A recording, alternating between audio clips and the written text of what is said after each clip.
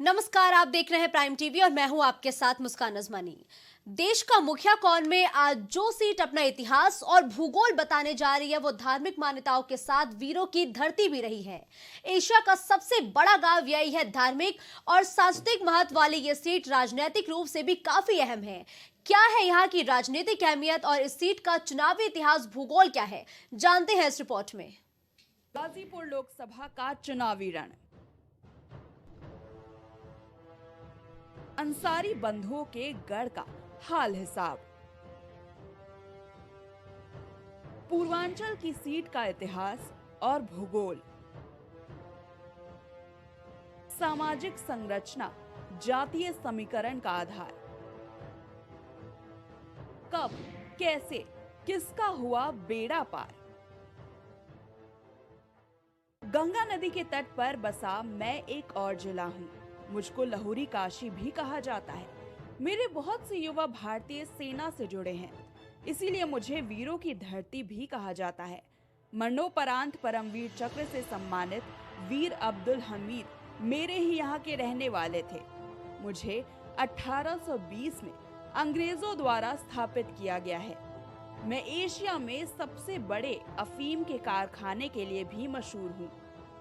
मेरे यहाँ हथकरघा तथा इत्र उद्योग भी है।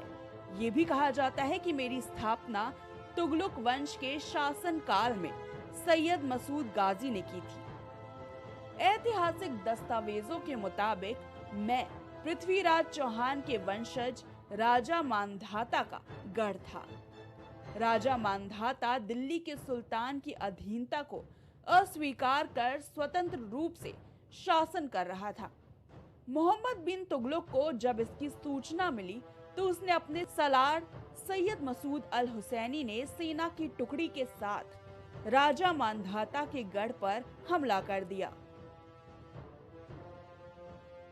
युद्ध में राजा मांधाता की पराजय हुई। जंग में जीत के बाद दिल्ली के सुल्तान की ओर से सैयद मसूद अल हुसैनी को मलिक अल सदात गाजी की उपाधि से नवाजा गया, जिसके बाद सैयद मसूद गाजी ने कठौत के बगल में गोसूपुर को अपना गढ़ बनाया और गाजीपुर की स्थापना हुई। ये भी कहा जाता है कि मेरा प्राचीन नाम गाधीपुर था। सुनहरे इतिहास के साथ मेरा चुनावी इतिहास भी दिलचस्प है। पिछले 3 दशकों से मेरे यहाँ कोई लगातार दूसरी बार जीत दर्ज नहीं करा पाया है। 1952 में पहले लोकसभा चुनाव में मेरे यहाँ कांग्रेस के हरप्रसाद सिंह ने बाजी मारी। 1957 में मेरे मतदाताओं का भरोसा उन पर ही कायम रहा। 1967 में सीपीआई के सरजू पांडे पर मेरे मतदाताओं ने भरोसा किया और उन्हें लोकसभा भेजा। 1971 में भी मेरे मतदाताओं का भरोसा उन पर कायम रहा। 1977 में जब समाजवादी आंदोलन परवान चढ़ रहा था, तब लोकदल के टिकट पर गौरी शंकर राय को मेरा प्रतिनिधित्व करने का सौभाग्य प्राप्त हुआ। 1980 में मेरे यहाँ कांग्रेस ने वापसी की और कांग्रेस के टिकट पर जैनुल बशीर लोकसभा पहुंचा। जैनुल बशीर और कांग्रेस पर मेरे मतदाताओं का भरोसा 1984 में भी बना रहा। इस तरह करीब 9 साल तक जैनुल बशीर संसद के निचले सदन में मेरा प्रतिनिधित्व करते रहे। 1989 में मेरे मतदाताओं के भरोसे पर कोई भी पार्टी खरी नहीं उतरी और निर्दलीय जगदीश कुशवाहा को देश की सबसे बड़ी पंचायत में प्रतिनिधित्व करने पहुंचा। 1991 में मेरे यहाँ सीपीआई ने फिर वापसी की और इस बार विश्वनाथ शास्त्री को मेरे मतदाताओं ने लोकसभा भेजा। 1996 में पहली बार मेरे यहाँ बीजेपी ने खाता खोला और मनोज सिन्हा लोकसभा पहुंचे। इसके 2 साल बाद 1998 में समाजवादी पार्टी ने पहली बार मेरे यहाँ खाता खोला और ओम प्रकाश सिंह को चुनकर लोकसभा भेजा। 1 साल बाद ही हुए चुनाव में बीजेपी और मनोज सिन्हा ने फिर वापसी की, लेकिन 2004 में सपा के टिकट से अफजाल अंसारी लोकसभा पहुंचे। 2009 में मैं रही तो सपा के ही खाते में, लेकिन इस बार राधे मोहन सिंह मेरे यहां से सांसद चुने गए। 2014 में चली मोदी लहर में बीजेपी ने फिर वापसी की और फिर मनोज सिन्हा को तीसरी बार मेरा प्रतिनिधित्व करने का मौका मिला। हालांकि 2019 में मोदी की प्रचंड लहर के बावजूद मेरे मतदाताओं का भरोसा मनोज सिन्हा पर बना नहीं रह सका और मैं पहली बार बहुजन समाज पार्टी के खाते में चली गई और अफजाल अंसारी इस बार बीएसपी के टिकट से लोकसभा पहुंचे। वैसे इस सीट पर 1989 से पहले कई ऐसे नेता रहे हैं जो लगातार 2 बार जीते, हालांकि वो जीत की हैट्रिक नहीं लगा सके। कांग्रेस के हरप्रसाद सिंह 1952 और 1957 के बाद चुनावी मैदान से बाहर हो गए। सीपीआई के सरजू पांडे भी 1967 और 1971 के बाद संसद नहीं पहुंच सके। 1980 में इंदिरा लहर के चुनाव में कोई भी सांसद लगातार दूसरी बार जीत नहीं पाया है। मेरे यहाँ आखिरी बार कांग्रेस नेता जानउल बशर लगातार 2 बार 1980 और 1984 के चुनाव में जीते। फिर 1989 के चुनाव के बाद से कोई भी उम्मीदवार किसी न किसी कारण से अपनी जीत का सिलसिला कायम नहीं रख पाया। 1952 से लेकर अब तक हुए चुनाव में मेरे यहाँ से कांग्रेस 4 बार, सीपीआई 2 बार, बीजेपी और सपा 3 बार जीत चुकी है। बीएसपी यहाँ 1 बार ही जीतने में कामयाब रही है।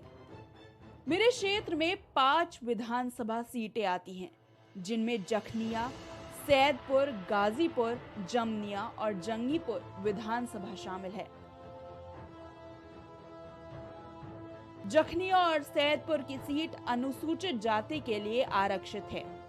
5 सीटों पर सपा का कब्जा है। जखनिया से सपा के बेदीराम, सैदपुर से सपा के अंकित भारती, गाजीपुर सीट से जय किशन, जमनिया से ओम प्रकाश सिंह और जंगीपुर से वीरेंद्र यादव विधायक हैं। गाजीपुर लोकसभा निर्वाचन क्षेत्र यूपी की 80 सीटों में 75वें नंबर की सीट है। 2011 की जनगणना के मुताबिक मेरी कुल आबादी 36,20,268 वोटर है। इसमें पुरुषों की आबादी 18,55,075 है, जबकि महिलाओं की आबादी 17,65,193 है। मेरे यहाँ 18,01,000 कुल मतदाता हैं, जिसमें महिला मतदाता 8,18,105 हैं और पुरुष मतदाताओं की संख्या 9,83,352 है। जातिगत समीकरणों की बात करें तो मेरे यहाँ से सबसे ज्यादा वोटर यादव बिरादरी के हैं। यादव वोटर यहाँ करीब 5 लाख हैं। उनके बाद यहाँ दूसरे नंबर पर दलित वोटर हैं, जो यादवों से थोड़े ही कम हैं, जबकि मुस्लिमों वोटर्स की तादाद यहाँ 3.5 लाख के आसपास है। दलित मुस्लिम वोटों की संख्या यहाँ कुल मतदाताओं की लगभग आधी है। कुशवाहा बिरादरी भी यहाँ अच्छी खासी तादाद में है। उनकी आबादी मेरे यहाँ करीब 2.5 लाख है। इसके अलावा मेरे यहाँ करीब 4 लाख अति पिछड़ा वोटर हैं, जिनमें बिंद, निषाद और राजभर शामिल हैं। 1.25 लाख राजपूत और लगभग 1 लाख वैश्य है। 2011 की जनगणना के मुताबिक गाजीपुर में 5,46,664 परिवार है। यहाँ की कुल आबादी 36,20,268 लाख है, जिनमें पुरुषों की आबादी 18,55,075 लाख और महिलाओं की आबादी 17,65,193 है। इन आंकड़ों की देखें तो पिछले लोकसभा चुनाव के लिए कुल 11,527 वोट पड़े थे। इसमें सपा बसपा गठबंधन के बीएसपी उम्मीदवार अफजल अंसारी को 5,66,082 वोट यानी 51% वोट मिले थे। मोदी की प्रचंड लहर के बावजूद बीजेपी उम्मीदवार मनोज सिन्हा को 4,46,690 वोट मिले थे। उनके मतों का प्रतिशत 40% ही था, जबकि ओपी राजभर की पार्टी अकेले चुनाव लड़कर तीसरे नंबर थी। पिछले लोकसभा चुनाव में माफिया मुख्तार अंसारी के भाई और मेरे मतदाताओं ने 1.25 लाख वोटों से हरा दिया था, लेकिन इस बार परिस्थितियां बदली हैं। मुख्तार अब्बास जेल में हैं, अफजाल भी चुनाव लड़ने के लिए अयोग्य ठहराए जा चुके हैं। मुख्तार का पूरा परिवार कानून के शिकंजे में है। इससे निकलना भी इन लोगों के लिए आसान नहीं है। हालात में कोई बदलाव फिलहाल होते नजर नहीं आ रहा है। बीजेपी की योगी सरकार ने इस परिवार की आर्थिक और सामाजिक रीढ़ तोड़ दी है और सिलसिला अभी चल रहा है। ऐसे में इस सीट पर बीजेपी दोबारा कमल खिलाकर अपने मिशन 80 को सफल बनाने में लग गई है। फिलहाल कहा जा सकता है कि बीजेपी के लिए गाजीपुर में मैदान साफ है, लेकिन इसके बावजूद उसके लिए चुनौतियां कम नहीं हैं। पिछली बार भी गठबंधन की वजह से ही उसे हार का सामना करना पड़ा था। इस बार बीजेपी के खिलाफ गठबंधन तैयार हो रहा है। देखना यह है कि ऐसे में बीजेपी गाजीपुर में कमल खिला पाती है या मुख्तार का जलवा फिर बरकरार रहता है। दोनों ही सूरतों में साफ है कि गाजीपुर की चुनावी जंग इस बार